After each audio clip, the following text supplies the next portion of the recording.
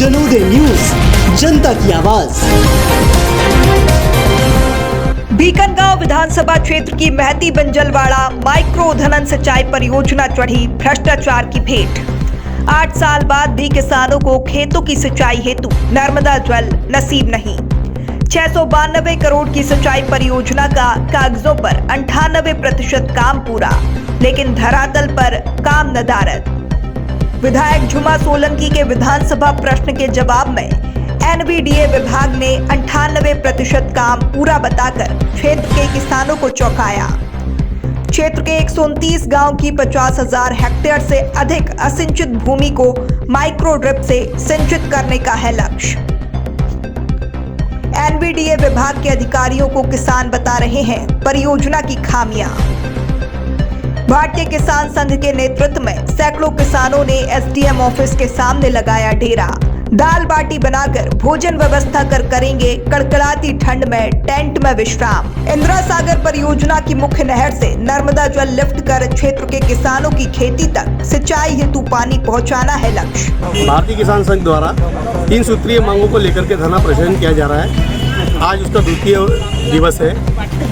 भारतीय किसान संघ ये चाहता है कि जो किसानों के साथ सरकार ने वादा किया था कि उसे उसका फसल का सही उचित दाम मिलेगा, नुकसानी का सही मुआवजा मिलेगा, लेकिन वो कहीं से कहीं तक फील्ड में नदारद है। हमारा जो तहसील है वो लोकसभा क्षेत्र खंडवा आती है।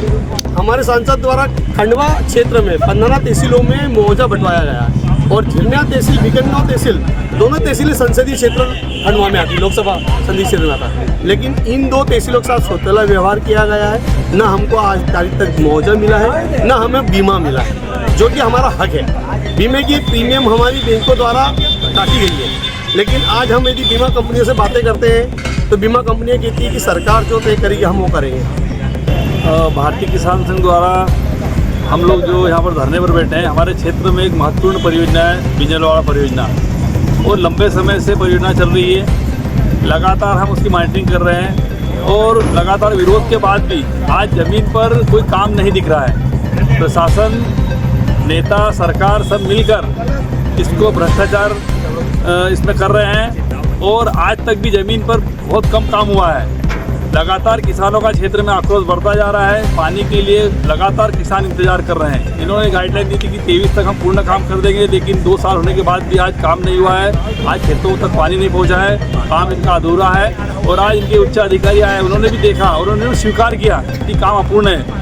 और इतना बड़ा हमला एनवीडीए होने के बाद, इतने इसके इंजीनियर होने के बाद भी आज किसानों को बताना पड़ रहा है कि गलत पाइप दबाए जा रहे हैं। जगह जगह गलत पाइप दबाया जा रहा है, भ्रष्टाचार हो रहा है और इसको कोई देखने वाला नहीं है। यहाँ से वहाँ तक हम देख रहे हैं कि भ्रष्टाचार हो रहा है। कम से कम इन किसानों की परियोजनाओं में तो नहीं भ्रष्टाचार होना चाहिए और ज़मीन पे काम होना चाहिए, लेकिन इसकी भी कोई सरकार या प्रशासन द्वारा मॉनिटरिंग नहीं की जा रही है। और आज किसानों को यहाँ पर सड़कों पर उतरना पड़ रहा है, धरना देना पड़ रहा है और इसको लेकर किसानों में भारी आक्रोश है।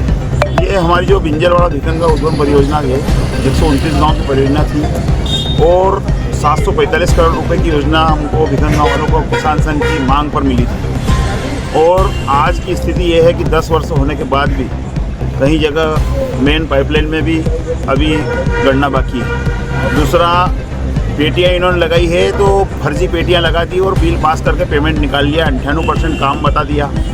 और आज उच्च अधिकारी हमारे पास आ रहे हैं, जिसमें सी साहब भी आए थे आज। उनको हम बता रहे हैं कि कहाँ का काम बाकी है, जबकि इनको कुछ पता ही नहीं। इनका काम था जो हम किसान इनके पास जा के इनको बता रहे हैं। मशीनें इन्होंने बोला था कि हम 20 से 25 मशीन हर पंप हाउस पे लगाएंगे, जो कि 1 से 2 मशीन चल रही है और काम की गति हमको कुछ लग नहीं रही कि काम पूरा हो। विधायक ने विधानसभा प्रश्न भी किया था।